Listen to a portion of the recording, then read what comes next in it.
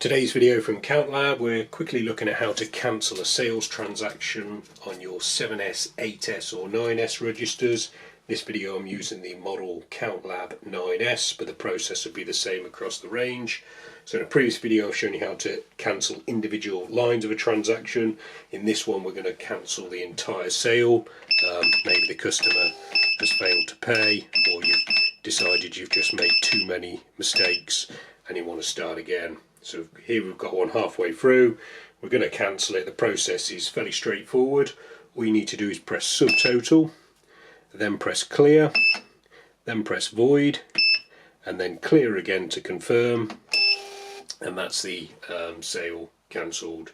If you've got the receipt switched on, you'll get a receipt printout confirming the cancellation, and none of the figures will be added to your end of day sales take-ins.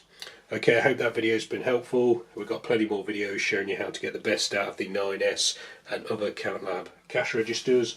Some of those videos will be appearing on screen now, so you're welcome to check those out. You can also subscribe to this YouTube channel or visit countlab.co.uk for more. Thanks for watching.